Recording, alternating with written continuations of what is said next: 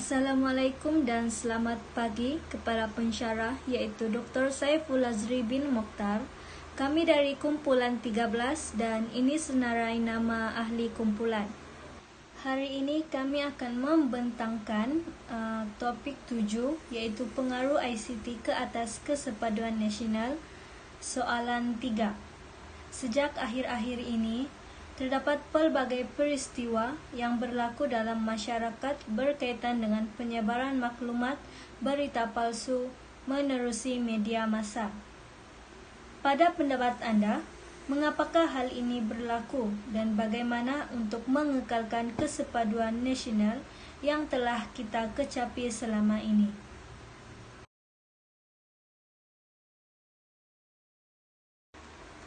Dasawarsa ini, penyebaran berita palsu semakin berleluasa dalam kalangan masyarakat. Hal ini disebabkan kerana sikap masyarakat yang tidak bertanggung jawab dan mementingkan diri sendiri. Berita palsu merupakan kewartawanan kuning ataupun propaganda yang terdiri daripada maklumat yang salah. Internet perlu digunakan secara baik agar tidak menyalahi undang-undang. Tidak salah untuk kita menyebarkan suatu maklumat, tetapi ia haruslah sahih dan benar. Jelaslah bahawa berita palsu memberi impak yang negatif kepada masyarakat hari ini. Terdapat beberapa faktor berlakunya penyebaran berita palsu yang akan kami bincangkan dalam pembentangan ini. Salam sejahtera, nama saya Nilvin Ambrose Sitam. Dan hari ini saya akan menjelaskan tentang faktor berlakunya penyebaran berita palsu. Kenapa berita palsu ini berlaku?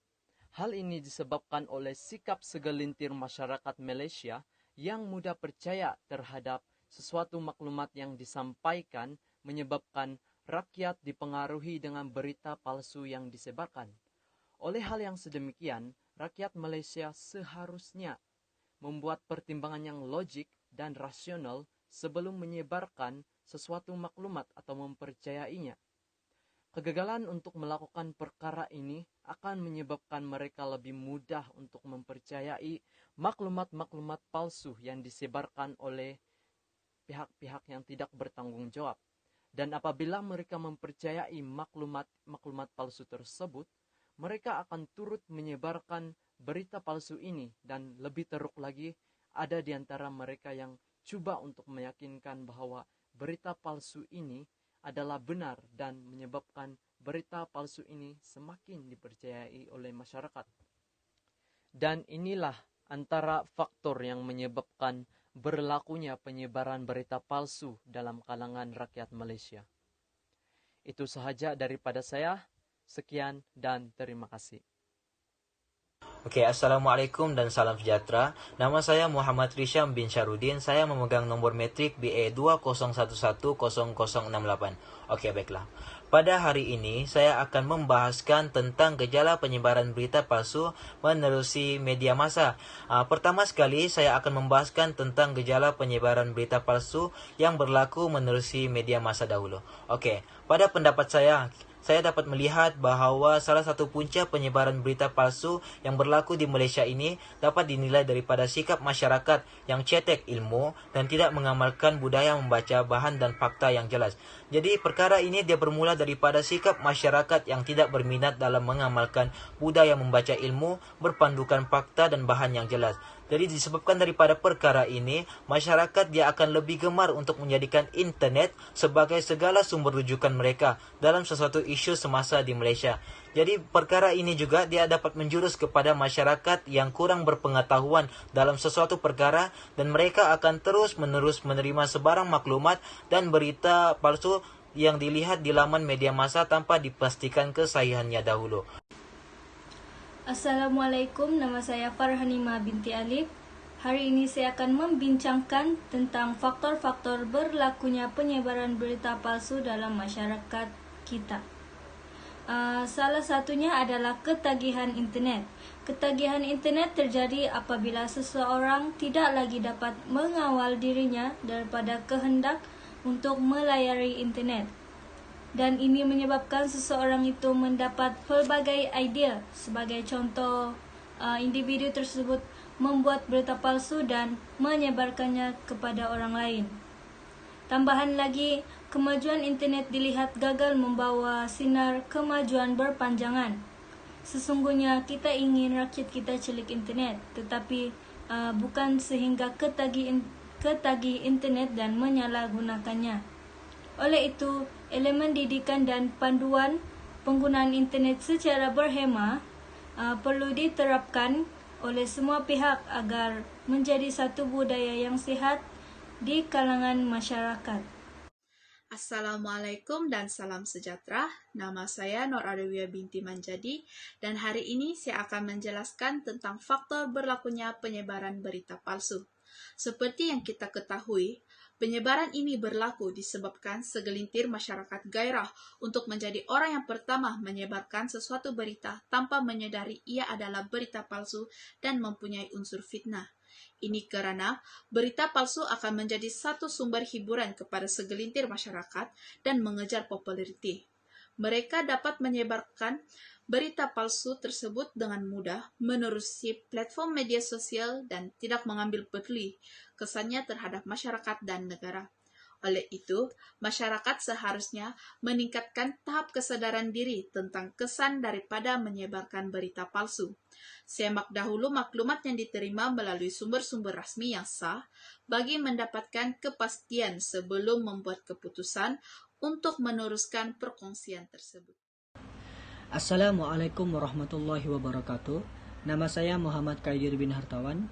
Pada hari ini saya akan membentangkan tentang faktor yang menyebabkan penyebaran berita palsu berlaku dalam masyarakat Malaysia.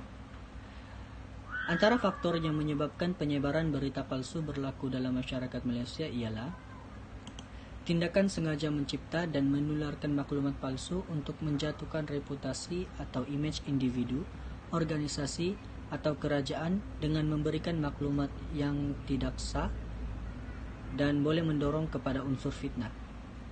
Cara ini sengaja dipahat dalam pemikiran rakyat agar membenci pemerintah dan pemimpin.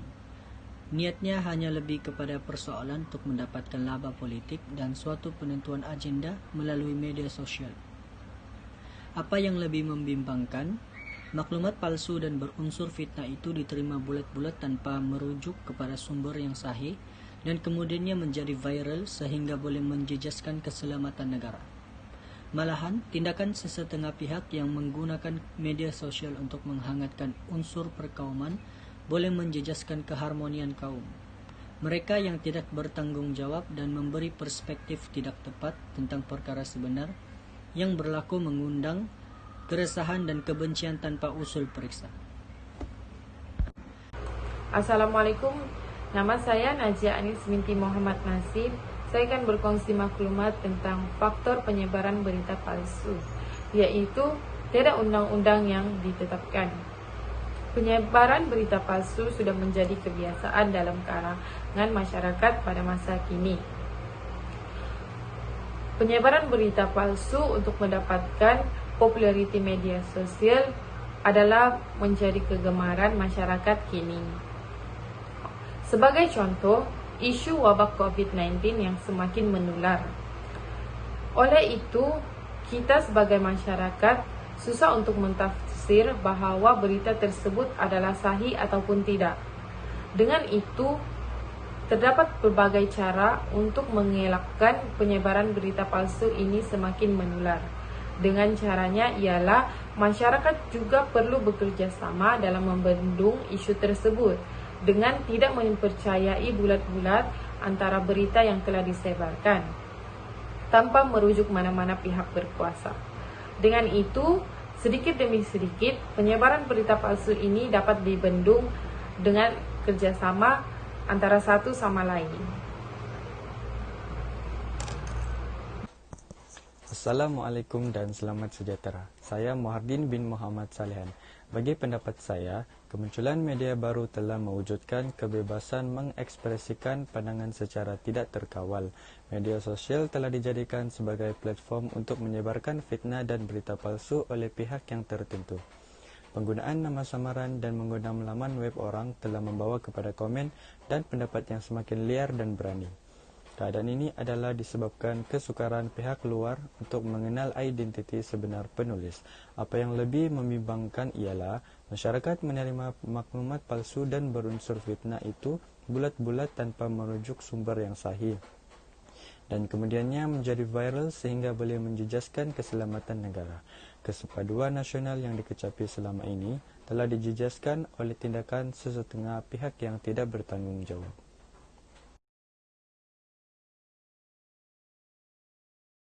Malaysia merupakan sebuah negara yang unik. Rakyatnya terdiri daripada pelbagai etnik dan kaum. Tidak hairanlah Malaysia menjadi model sebuah masyarakat majmuk kepada negara lain. Secara umumnya, perpaduan dan integrasi nasional adalah satu keperluan bagi menjamin rakyat hidup aman dan damai. Konsep perpaduan sangat penting dalam usaha menjadikan Malaysia sebagai sebuah negara yang teguh dan bersatu padu. Bagi mengekalkan kesepaduan nasional yang telah kita kecapi selama ini, terdapat beberapa cara yang kami hendak bincangkan dalam pembentangan ini.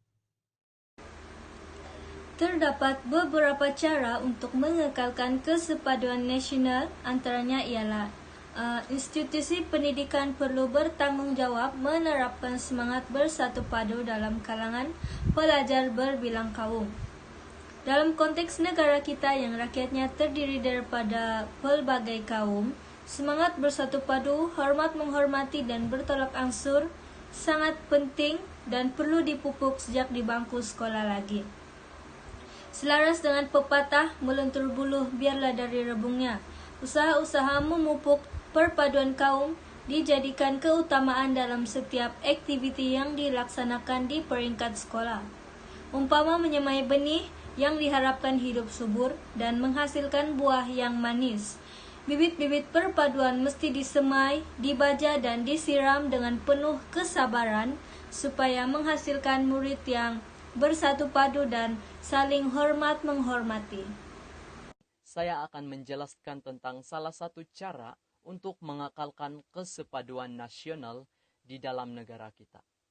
Antara cara yang boleh kita lakukan untuk mengekalkan kesepaduan nasional dalam negara kita adalah dengan menganjurkan pelbagai aktiviti yang berteraskan konsep kesepaduan nasional. Dan antara contoh aktiviti yang boleh kita anjurkan adalah melalui aktiviti bergotong royong.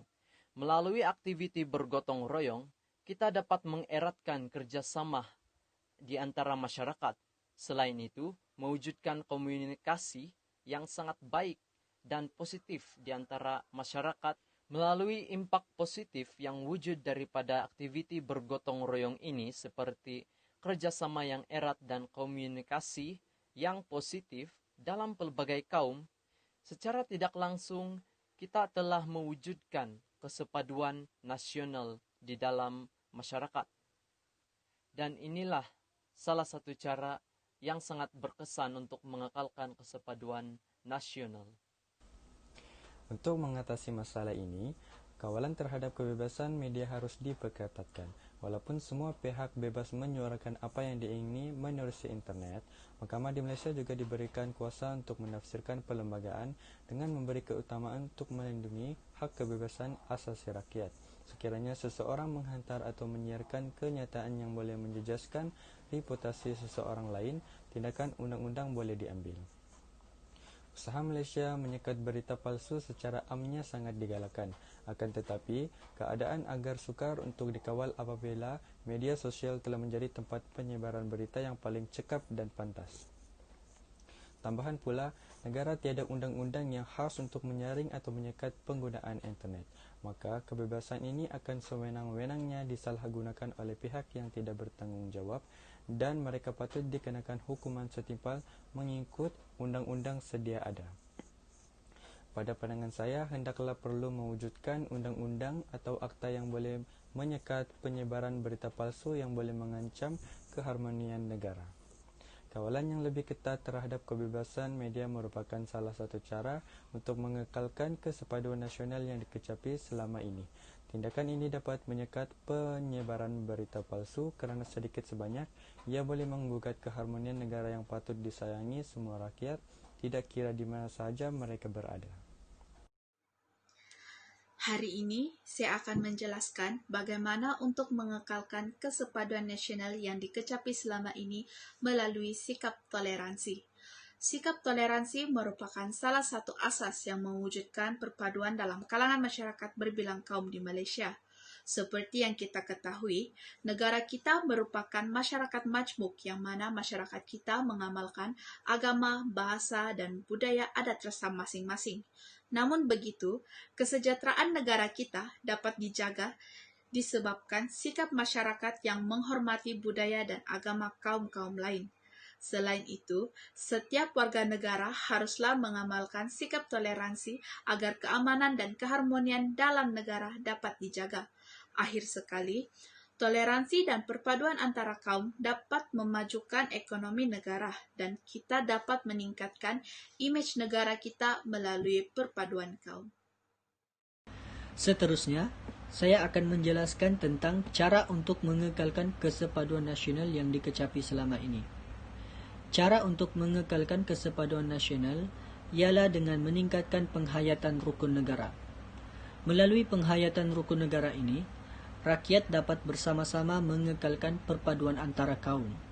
Kelima-lima prinsip rukun negara ini berkait rapat dengan kehidupan kita sebagai rakyat Malaysia. Dalamnya terangkum kesemua nilai hidup yang menjadi pegangan kita, memegang serta mengamalkannya tanpa rasa berbelah bagi untuk memastikan bukan sahaja rakyat negara ini hidup aman damai, tetapi juga memastikan keamanan dan kestabilan negara terjamin. Semua rakyat hendaklah mendukung cita-cita untuk membentuk satu bangsa dan negara di mana ahli masyarakatnya menganggap diri mereka sebagai rakyat Malaysia tanpa mengira kaum dan perbezaan kepercayaan masing-masing. Rakyat negara ini terdiri daripada pelbagai kaum dengan berbagai-bagai perbezaan yang wujud. Keadaan ini bertambah rumit lagi kerana wujud ketidakseimbangan ekonomi antara kaum. Sungguh pun, wujud unsur-unsur perbezaan ini melalui rukun negara akan dapat membentuk satu bangsa yang bersatu padu di mana semua rakyat tanpa mengira kaum mempunyai semangat kesetiaan dan perasaan cinta terhadap negara. Mengelakkan diskriminasi dan tidak menyentuh sensitiviti kaum. Perpaduan ialah penyatuan dalam masyarakat ringkas atau biasa yang mungkin berdasarkan hubungan kekeluargaan. Sebagai contoh, masyarakat antara yang terkesan akibat wabak COVID-19 yang kini semakin menular. Oleh itu, banyak pihak yang menyalahkan antara satu sama lain. Banyak pihak juga yang mengalami kesukaran untuk melangsungkan kehidupan seharian akibat kemerosotan ekonomi. Dengan itu, kerajaan telah memperuntukkan sumbangan bagi meringankan beban. Dapat kita lihat di sini, tiada unsur pilih kasih. Dan begitu juga dengan tingkah laku dan pertuturan. Tiada unsur perilaku yang menyentuh isu sensitiviti antara satu sama lain. Di sini ingin saya tegaskan, kesimpulannya, bagi mengekalkan kesepaduan nasional yang selama ini ingin dikecapi ialah dengan mengelakkan diskriminasi dan tidak menyentuh isu sensitiviti kaum. Untuk mencapai negara yang maju isinya, haruslah mempunyai rakyat yang bersikap toleransi, tiada pilih kasih dan sentiasa bekerjasama agar kesepaduan nasional dapat dikekalkan. Terusnya pula saya akan membahaskan tentang cara untuk kita mengekalkan kesepaduan nasional yang telah kita kecapi selama ini. Pada pendapat saya, kita dapat menilai dan melihat bahawa melalui sikap individu yang mempunyai sikap pemahaman baik terhadap pemahaman agama di Malaysia ini dapat mengekalkan kesepaduan nasional di negara ini. Mengapa saya berkata demikian? Kerana hal ini melalui sikap individu yang mempunyai sikap pemahaman yang baik terhadap agama, dia dapat membentuk satu keharmonian untuk mengekalkan kesepaduan nasional. Jadi kita tidak dapat nafikanlah bahawa Malaysia ni merupakan negara yang mempunyai masyarakat yang berbilang kaum, agama, budaya dan pelbagai lagi. Namun sekiranya tiada pemahaman agama yang baik, dia dapat menimbulkan konflik antara mereka dan dapat merosakkan keharmonian dalam mengekalkan kesepakatan nasional. Jadi menurut pandangan saya, antara inisiatif yang dapat kita lakukan ialah kita dapat melaksanakan dialog antara agama seperti seminar antara agama, di mana melalui dialog antara agama dia dapat menghindarkan sebarang konflik dalam kalangan masyarakat Malaysia. Itu saja daripada saya, dan akhir sekali kesimpulan yang dapat saya berikan ialah setiap rakyat di sini haruslah saling bersatu padu bagi mencapai integrasi nasional dan menentang habis-habisan segala isu yang dapat menimbulkan permasalahan di negara ini. Oke, itu saja daripada saya. Kesimpulannya, terdapat pelbagai faktor yang menyebabkan berlakunya penyebaran berita palsu ini. Oleh itu, adalah sangat penting bagi kita semua untuk mengambil kira faktor-faktor yang telah diperjelaskan oleh sahabat-sahabat saya sebentar tadi, agar kita lebih peka terhadap penyebaran berita palsu ini dan kita juga tidak akan terjebak dalam melakukan atau menjadi mangsa kepada penyebaran berita palsu ini. Di dalam mengekalkan kesepaduan nasional pula, dapat disimpulkan bahwa masyarakat haruslah bertanggung jawab dan melaksanakan pelbagai inisiatif yang efektif dalam mengekalkan kesepaduan nasional yang telah kita kecapi selama ini. Hal ini demikian kerana manusia ini berubah dari semasa ke semasa. Dan ini akan mempengaruhi perubahan kesepaduan nasional dalam masyarakat, sama ada secara negatif ataupun positif. Oleh itu, kita sebagai masyarakat haruslah bertanggung jawab untuk melakukan yang terbaik untuk mengekalkan kesepaduan nasional yang telah kita kecapi ini. Itu sahaja daripada kumpulan kami. Terima kasih kerana sudi mendengar. Stay safe dan patuhi SOP guys, dan semoga kamu semua sehat di sana. Itu sahaja daripada kumpulan kami. Sekian, terima kasih. Terima kasih.